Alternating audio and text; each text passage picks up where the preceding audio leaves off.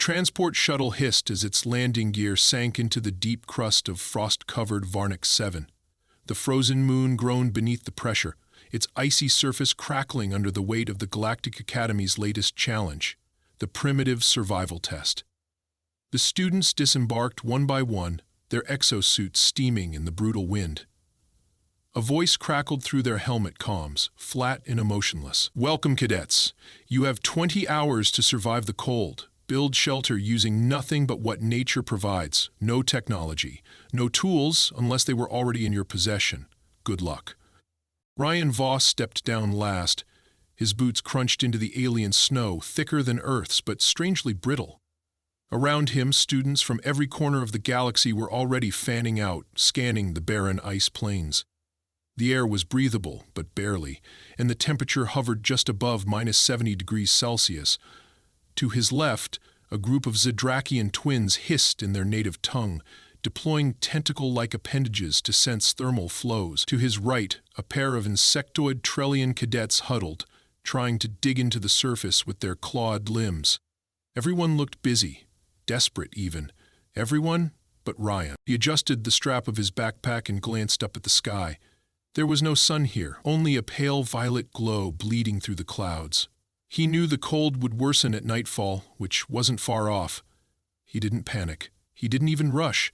Ryan walked calmly toward a nearby snowbank, ignoring the swarm of students frantically gathering ice chunks or burrowing shallow pits in the ground. He reached into his ration kit and pulled out the one object that would become his lifeline, a simple metal spoon.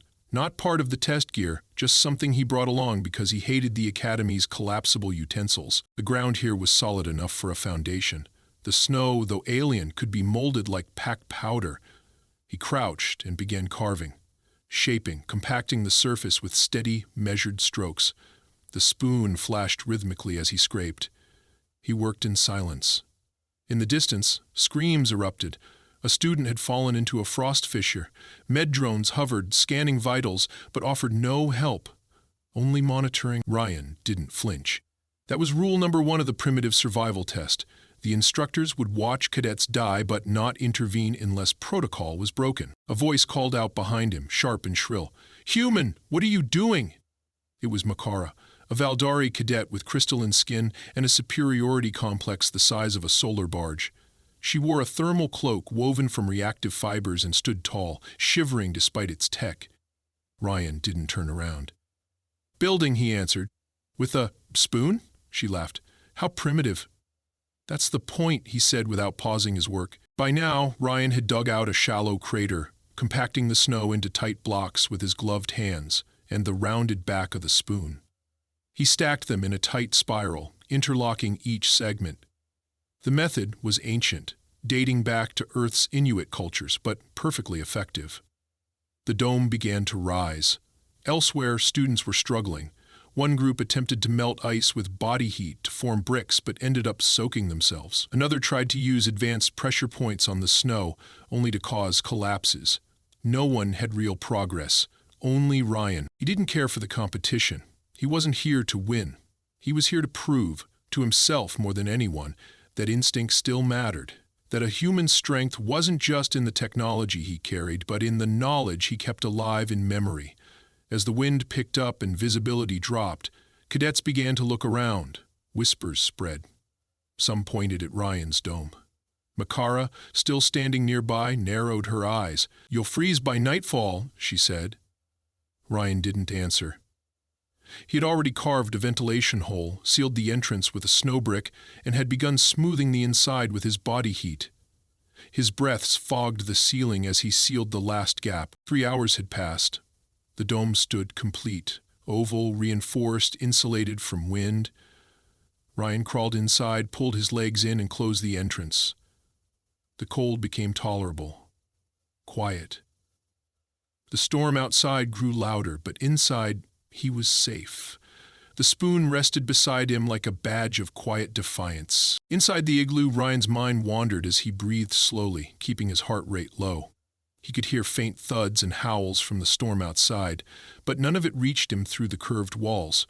He wasn't entirely warm, but compared to the conditions outside, this was paradise.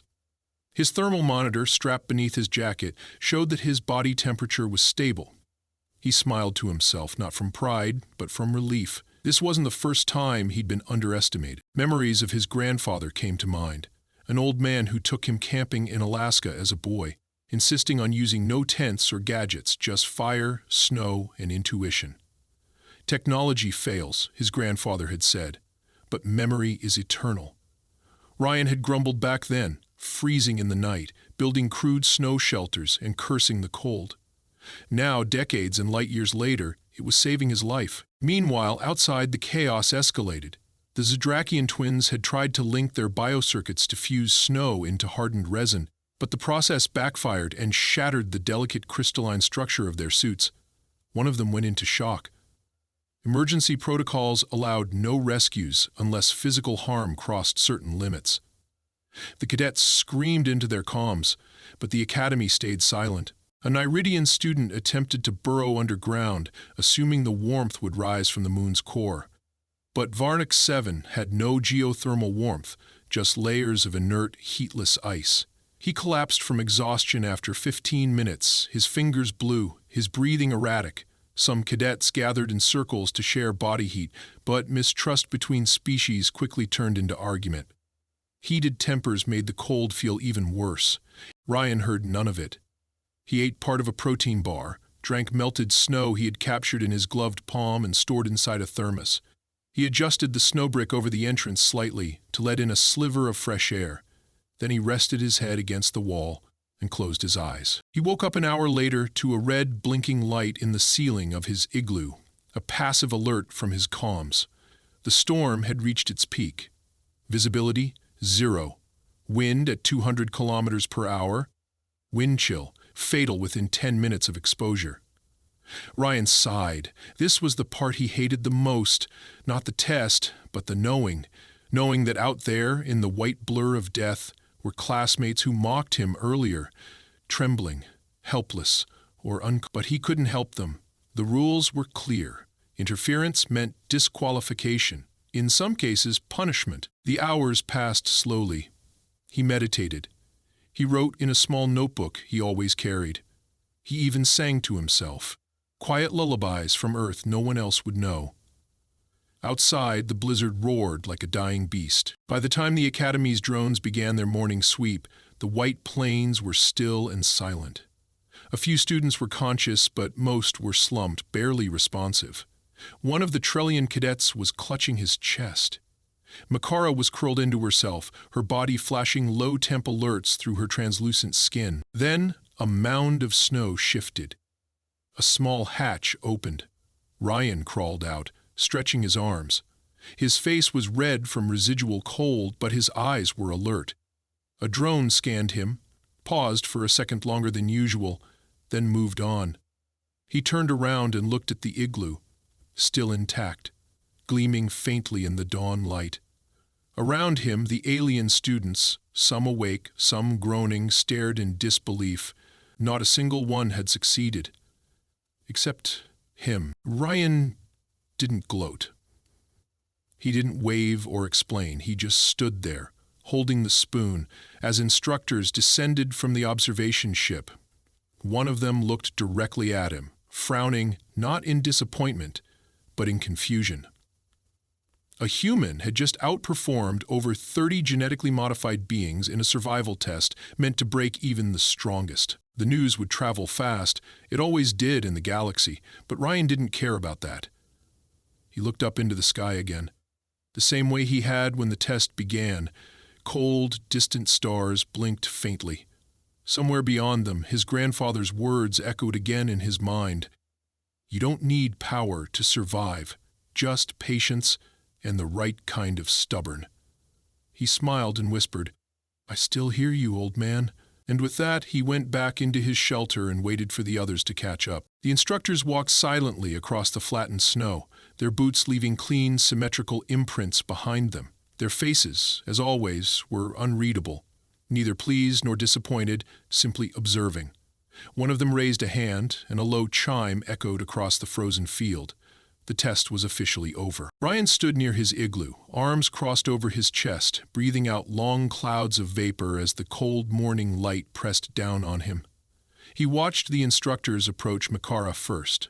She was sitting up now, barely conscious, her cloak stiff from frost.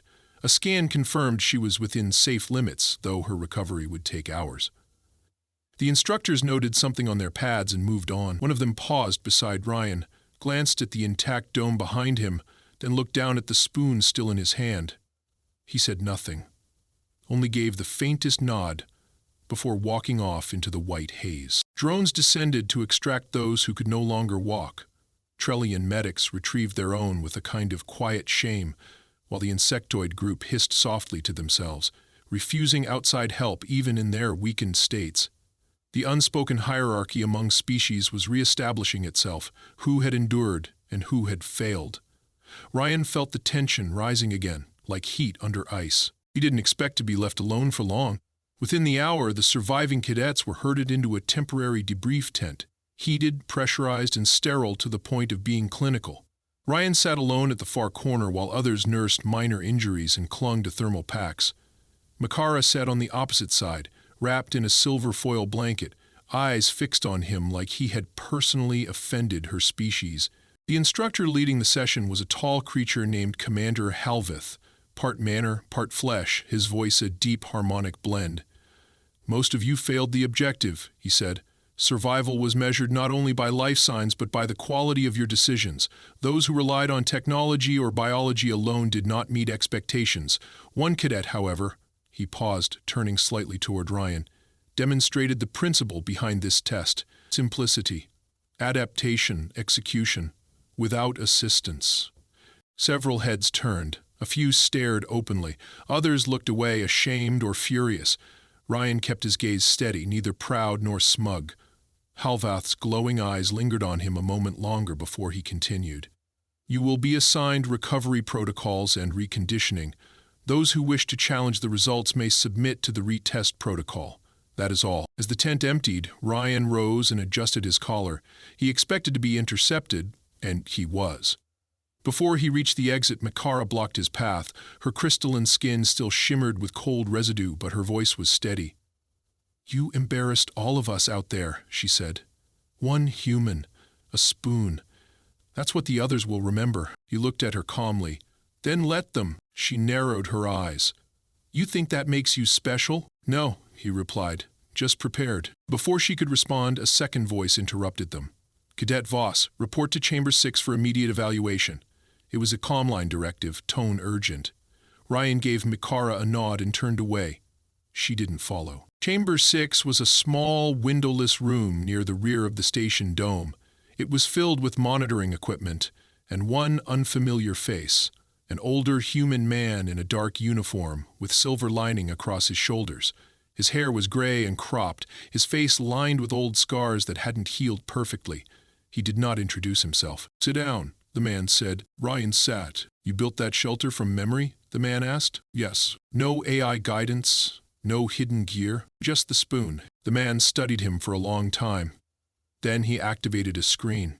Images appeared. Footage from the night before, thermal views, close-ups of Ryan's hands as he worked. The shifting snow, the final dome in infrared signature. Every angle, every moment, recorded. "You realize what this means?" the man said, voice low. Ryan tilted his head. "It means I passed the test." The man leaned forward. "It means more than that. It means every advanced species on this base failed to do what a baseline human did alone. Do you know how that looks to the assembly?" "I didn't do it for the assembly," Ryan said. "I did it to stay alive." The man smiled faintly, but it didn't reach his eyes. "Even better." He stood and walked to the door. "You're being transferred to a different program, effective immediately. Someone will escort you within the hour." Ryan blinked. "Transferred? Observation is over, cadet. You've been noticed." He paused, hand on the exit sensor. "Don't worry, you'll still get to use your spoon." The door shut behind him with a quiet hiss. Ryan sat for several minutes, trying to process what had just happened. He had assumed this test was the end of a phase, a checkpoint. But this felt more like the beginning of something. Something with layers. He didn't yet understand. Exactly 52 minutes later, a new escort arrived. She was human, tall, with sharp features and a barely concealed military posture. "Cadet Voss," he stood, "you'll follow me now. Your things have been packed." Ryan nodded and walked beside her through a series of sealed corridors. No one else was in the halls, no announcements, no chatter. Just silence and soft fluorescent light. They reached a dock bay where a smaller vessel was waiting. Sleek, dark gray, no markings. She opened the door for him, but didn't enter. "Bored?" "Don't speak unless addressed. You'll receive details en route." He climbed inside. The interior was dimly lit, with only 2 seats, one for the pilot, one for him. The ship hummed as it powered up. The hatch sealed behind him. Through the small window, he saw the Academy complex shrink as the shuttle lifted off. Varnak 7 faded into the backdrop of stars, and for a moment he felt weightless. Not from the lack of gravity, but from the lack of answers. He didn't know where he was going. He didn't know who had noticed him, but deep down something told him the spoon was only the beginning. The shuttle moved with a grace that betrayed its military build, humming through the void in absolute silence. Ryan strapped himself in and glanced at the seat's integrated console. It was blank. No destination, no pilot name, no insignia, just a dim green light pulsing gently in the corner. Minutes passed before a voice finally emerged, calm and female. "Cadet Voss, you are being relocated under Directive 7 Theta. You are not under arrest. You are not being punished. You have been selected." He leaned forward slightly. "Selected for what?" The voice paused. "Your performance in the primitive survival test was observed not only by the Academy, but by representatives from the Strategic Adaptation Division.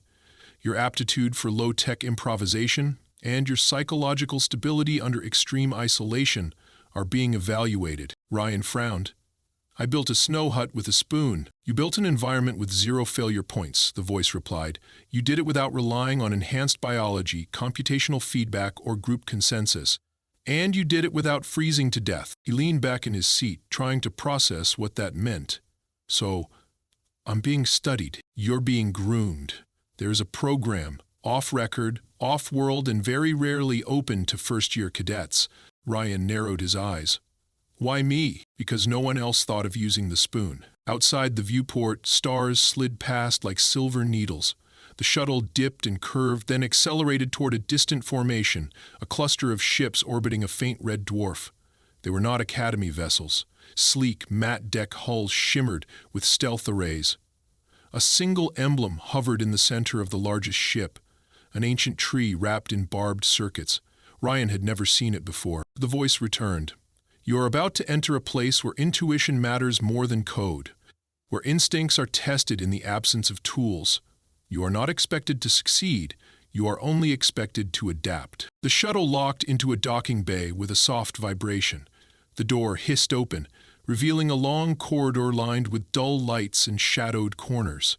No welcoming committee, no briefing officer, just silence and the faint scent of ozone. Ryan stepped out. As the hatch closed behind him, a thought crossed his mind. Not fear, not doubt, but anticipation. Whatever lay ahead, it wasn't going to be about spoons anymore. It was going to be about survival on a level the Academy never prepared him for. The corridor swallowed him whole. Each step echoed faintly against the metallic floor, the sound quickly absorbed by the matte deck walls. No lights blinked, no displays welcomed him, only soft illumination running along the edges of the ceiling, guiding him deeper into the unknown. Ryan didn't hesitate. He had already accepted that nothing about this assignment would follow normal protocol. The hallway branched, but every time it did, subtle shifts in light directed him toward a path without hesitation. It was as if the ship itself was guiding him, silently but purposefully. He passed empty rooms filled with sealed lockers, walls covered in strange fractal markings, and one large chamber that resembled an indoor forest, complete with bioluminescent vines clinging to artificial trees. No sounds but his own breathing accompanied him. Eventually, the corridor ended at a round hatch that opened with a faint click before he even touched it. The space beyond was small but furnished. A narrow bunk, a retractable desk, and a panel with embedded controls set into the far wall. A folded uniform lay on the bed, black, unmarked. Form-fitting. He stepped in, the hatch sealing behind him. As soon as he did, the panel lit up, displaying a single line of text. Admittance confirmed. Welcome to Node Echo. Induction begins in 5 minutes. Remain seated. He obeyed, settling into the desk chair, his mind still trying to stitch together a narrative that made sense. Node Echo? No one at the academy had mentioned such a place. He had never heard the name in any of the usual cadet rumors, and the secrecy of the transport alone told him this was far beyond regular protocol. The induction didn't arrive with instructors or lectures. Instead, the panel flashed, and the walls around him came to life, projecting a fully immersive simulation. He found himself standing again, no longer in the chamber, but in a dense, alien jungle under a sickly green sky. The humidity pressed against his skin like wet gauze. Somewhere nearby, something growled low and slow, like an animal preparing to strike. No weapons, no HUD, not even a communicator. Survive for 12 hours, a voice said from above, mechanical and detached. No killing unless necessary. Observe the ecosystem. Remain undetected. Before he could respond, the voice vanished, and the jungle stirred. A flutter of wings to his left, movement in the foliage to his right. Ryan dropped into a crouch instinctively. The rules were clear. Survival didn't mean conquest. It meant presence without provocation. He began to move carefully through the undergrowth, taking mental notes. The plant life reacted to his proximity. Some shrank, others emitted soft pulses of light. A small six-legged creature darted between trees, stopping occasionally to sniff the air before vanishing into the underbrush. Ryan's mind moved like a well-oiled engine, observing, adapting, calculating. He noted elevation changes, scent trails, shifts in the air pressure. He didn't know this planet or its laws, but he understood rhythm. Nature had its patterns, and he trusted those more than data. The first true test came 3 hours in. He spotted it before it saw him. A predator, twice his height, covered in chitinous plates with mandibles dripping sap-like venom. It stalked low, body coiled tight like a spring. Ryan froze beneath the low canopy of a broad-leafed plant, barely breathing. The creature paused, head tilting. Its nostrils flared. Ryan didn't run. He reached down slowly and scooped a handful of moist soil, mixing it with crushed leaves and the faint yellow spores floating nearby. He rubbed the mixture across his exposed arms and neck, masking his scent as best he could. Seconds crawled by. The creature moved forward, then hesitated. Its legs clicked once, twice, then it turned and slithered back into the forest. Ryan exhaled, silently thanking whatever instinct had pushed him toward that solution. He stayed still another 10 minutes before moving again, this time with even more caution. When night fell, the simulation didn't shift. Instead, it became even more alive. Trees glowed from within, and distant howls filled the air like echoes from another world. He made a shallow pit under a fallen trunk and covered himself with dry leaves that crackled softly when the wind passed. He barely slept, closing his eyes in intervals, counting heartbeats, listening for danger. In the distance, multiple creatures moved with the rhythm of apex hunters. But none came close. When the simulation ended, it didn't fade. It snapped. 1 second jungle, the next cold metal. Ryan blinked under the white lights of the original chamber, now entirely silent again. The panel on the wall displayed a new message. Simulation passed. Report to Orientation Chamber 3. Dress accordingly. He stood slowly, muscles stiff, and changed into the uniform. It fit perfectly, down to the curve of his shoulders and the exact shape of his boots. No insignia, no rank, just a dark silhouette of belonging. He found Orientation Chamber 3/3 down, past a sealed mess hall and a corridor where the gravity fluctuated unnaturally every few seconds. The door opened without resistance.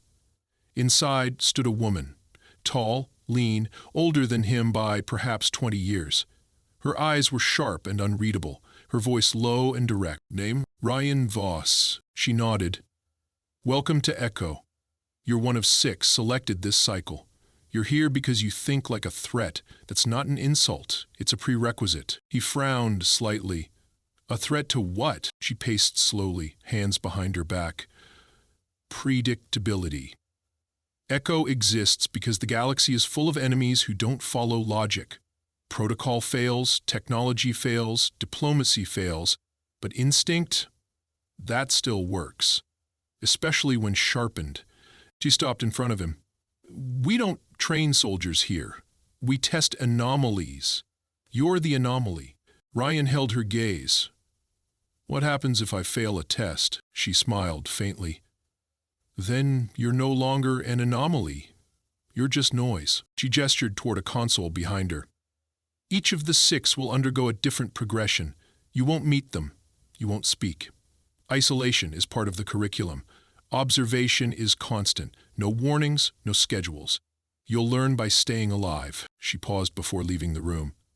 Your first non-simulated test begins in 21 hours. Eat, rest, prepare. As the door closed behind her, Ryan remained still, his hands opened and closed at his sides. He had felt fear before, on Vernix 7, during zero-G drills, during cold nights in Alaska, but this was different. This wasn't fear of dying. It was the weight of being chosen for something without knowing the rules. He turned to the console. A single meal appeared, neutral in flavor, compact, efficient. He ate slowly, savoring not the food, but the moment.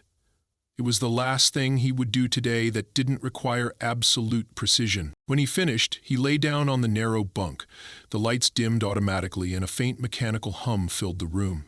As he stared at the ceiling, his thoughts turned not to what tomorrow might bring, but to the question he hadn't yet dared to voice aloud. Who, or what, was watching? The artificial night gave way to an abrupt shift in light. No gradual sunrise, just the sterile brightness of active hours.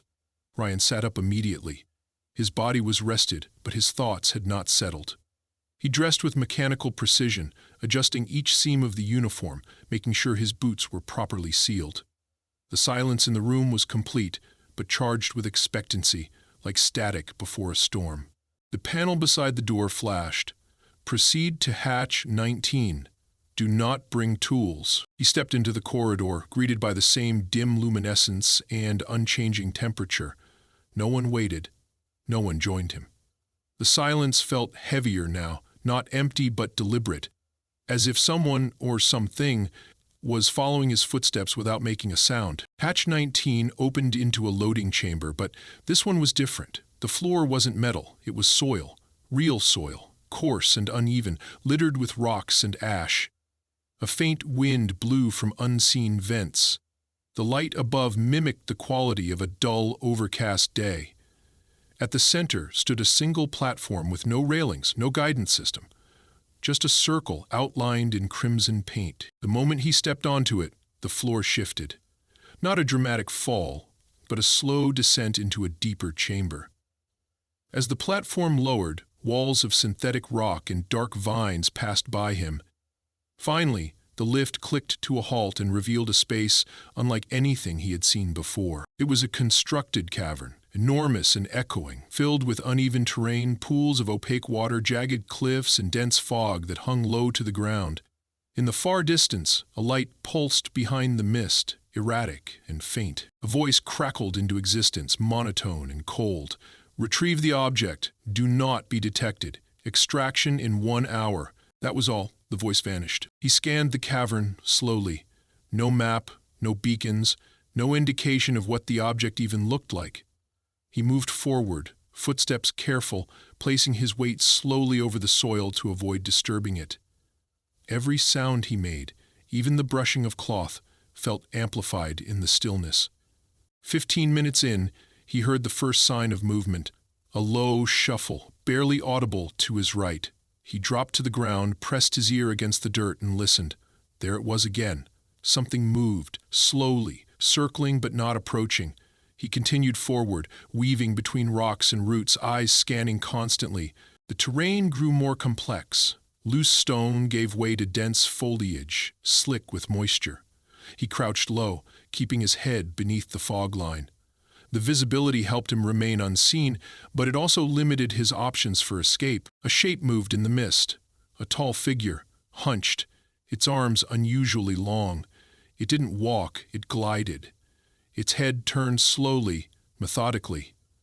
Ryan froze, heartbeat slowing.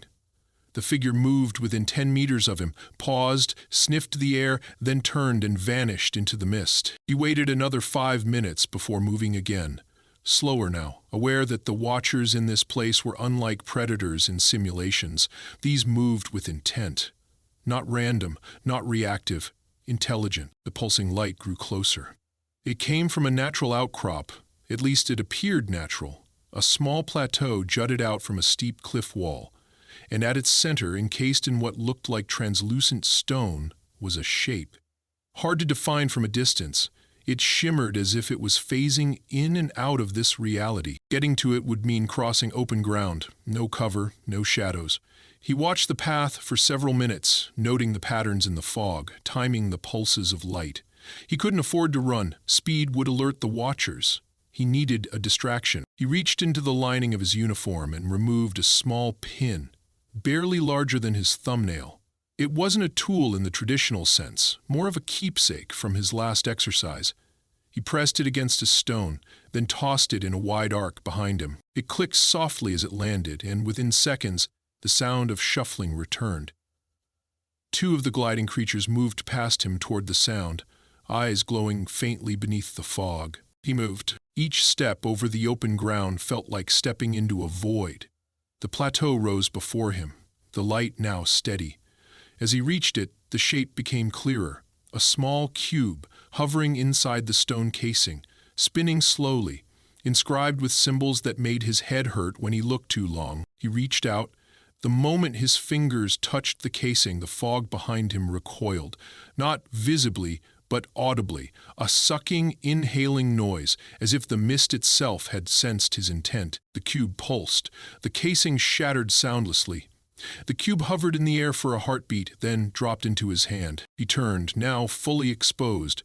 3 watchers stood in the distance, unmoving but alert. They didn't advance, didn't attack. They simply watched. The voice returned, louder now. Extraction window closing, exit west. He turned and sprinted. The terrain that had felt like a maze on the way in now offered no refuge. He ran, breathing evenly, boots thudding against stone and earth, heart hammering in his throat. The watchers followed, but never gained. They glided just close enough to be seen, never crossing a threshold he couldn't define. He found the exit, a thin fissure in the rock illuminated faintly by a light above. He dove through it, rolling as he landed in a tunnel lined with black panels and faint blue strips of emergency lights. The hatch behind him sealed with a clang. He lay on the floor, breath ragged, hands still wrapped tightly around the cube.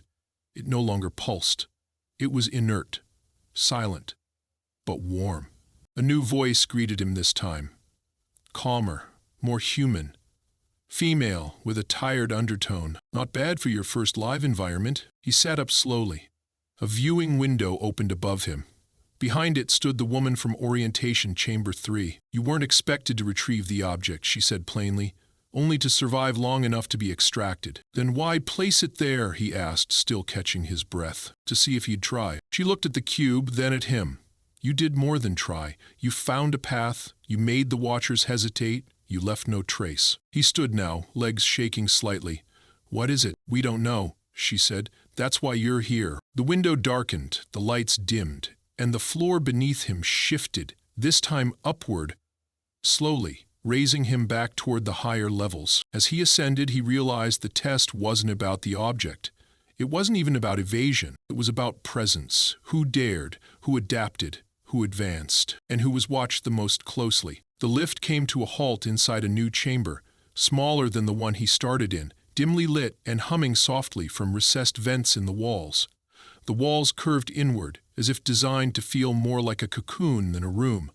A single table stood in the center, with a black case on top, sealed with a palm scanner. He approached cautiously, waiting for an instruction. None came. A subtle click echoed as the case unlocked on its own. Inside was a folded garment unlike the uniform he wore, thicker, lined with reactive filaments, with seams that pulsed faintly in response to the cube still clutched in his hand.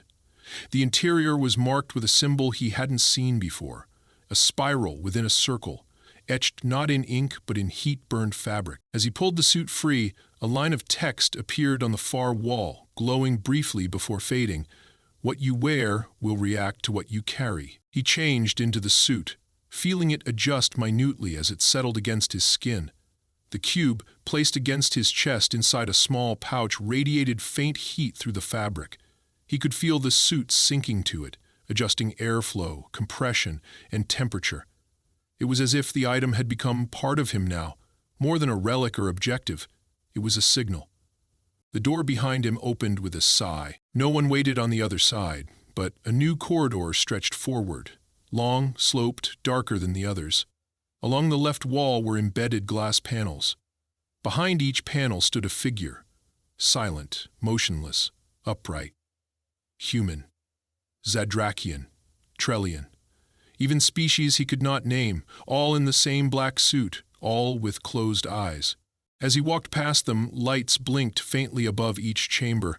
Some glowed red, some green. A few remained dark. He didn't stop to stare.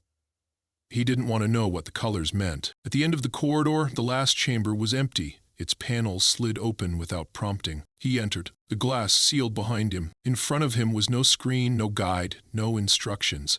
Only silence. Then his suit tightened, the cube pulsed, and a low-frequency vibration began beneath his feet, like the quiet hum of something ancient waking up. His vision blurred slightly as a mist seeped through the floor vents. Cool, metallic, laced with a compound he couldn't name but instinctively understood. This wasn't air for breathing. It was air for unlocking. His thoughts flickered, not into memory, but into projection. The faces of the watchers returned, not from the mist, but from somewhere within him. Their eyes no longer distant, their gaze now directed inward. He was not just being tested anymore, he was being prepared. The mist curled upward in slow spirals, touching his skin like static made tangible. His breath was shallow, not from fear, but from the pressure. The kind of invisible weight that pressed inward from all sides. His heartbeat slowed on its own, as if the room demanded calm. The light faded until nothing remained but the dim pulse of the cube against his chest. Then the voice returned. Not artificial, not filtered. Human. Familiar. Ryan. He turned, startled. No door had opened.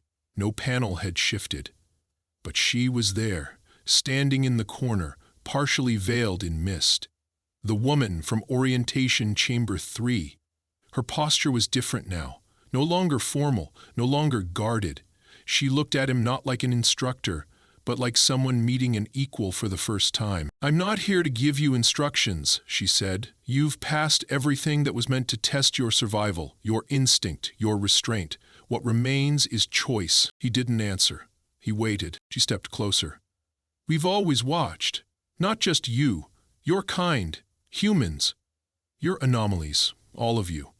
Not because of strength, not because of evolution. Because of contradiction. You carry logic and chaos in equal measure. You obey and defy in the same breath. And somehow, that makes you capable of seeing what others miss." She pointed at the cube. That object didn't react to anyone else, not once. It remained inert, even under pressure, even under threat. But when you picked it up, it changed. Not because of what it is, but because of what you are. He felt the weight of the words before he understood them. She circled him slowly, her eyes never leaving his. The watchers weren't part of the test. They were the test. Observers of the observers. They weren't studying your decisions. They were studying whether you could see past the decisions themselves, whether you would act out of habit or something deeper.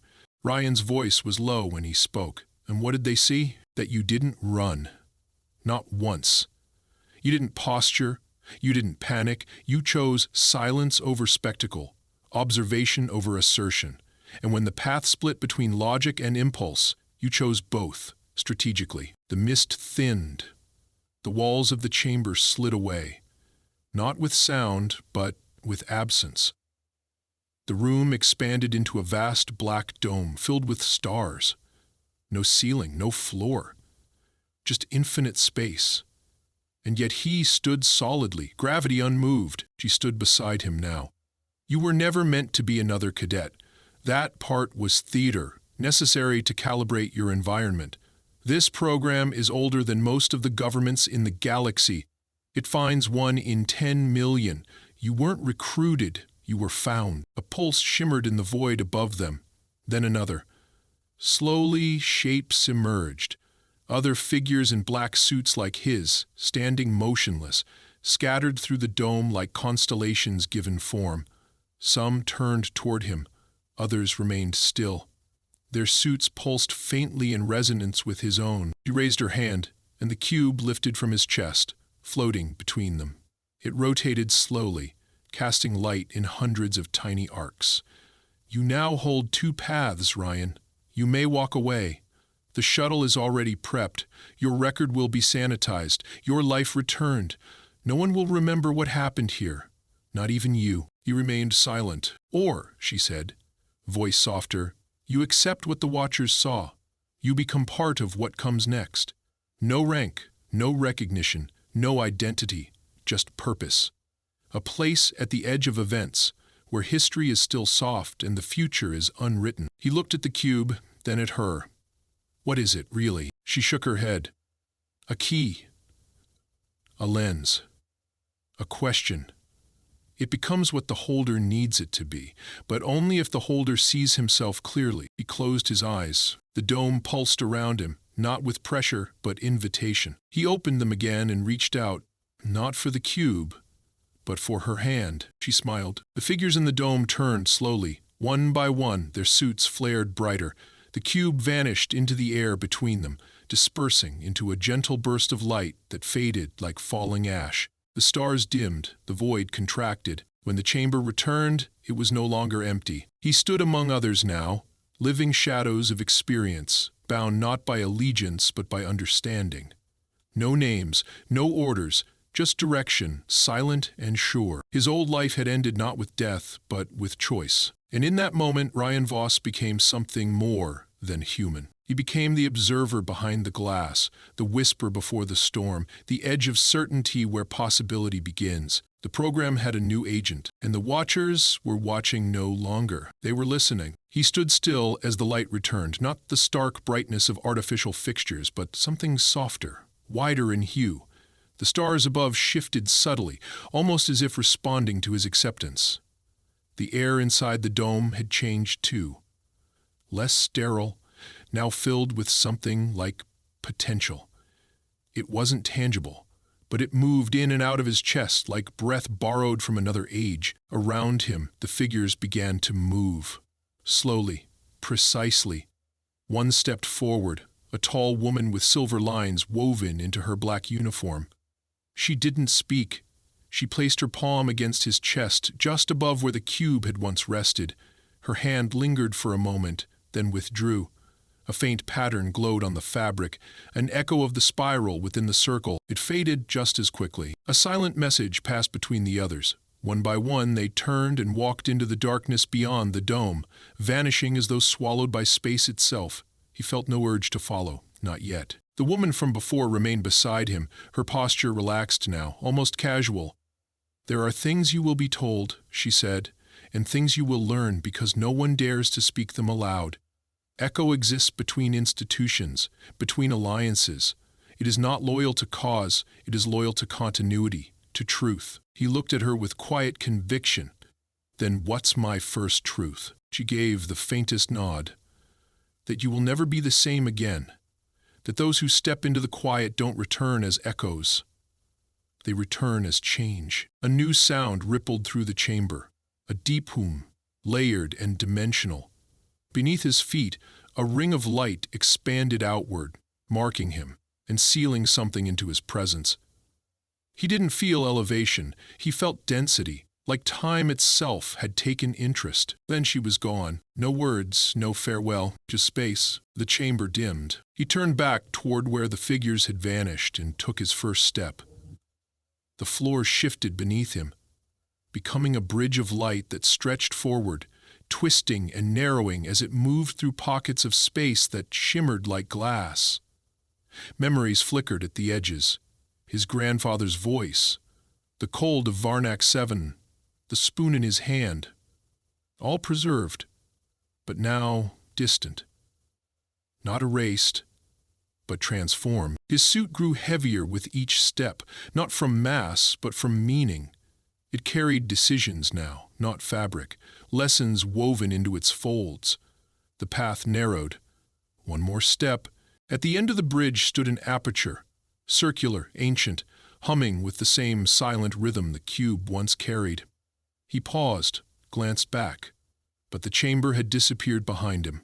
There was no retreat, only progression. He stepped through. On the other side was not a room, but a moment. Time didn't pass. It listened, and then it moved. When his foot touched solid ground again, he was standing in an observation deck aboard a new vessel, one larger than anything he had ever seen, yet it moved without vibration. Its windows stretched beyond the curve of vision. Stars crawled across the distance like veins of light. He was no longer alone. Others stood at various points, watching, not looking at him, not giving instruction. Just present. A console flared to life before him, displaying symbols that rearranged themselves into language he understood. The mission parameters were brief. A system on the outer edge of the galactic rim. Civil unrest. A leader rising with knowledge he should not possess. Observers lost. Quiet interference required. He read it once, then again. There was no team assigned. No timeline offered. Only a name at the bottom. Voss. He reached for the console, hands steady. He didn't ask why. He didn't wonder how. He simply accepted, because that was what came after survival, not safety, but clarity, and clarity was everything. The room dimmed, the ship pivoted, and the stars ahead curved as the vessel slipped into translation space. He didn't look back. There was nothing to return to, only the quiet ahead and the mission waiting inside it.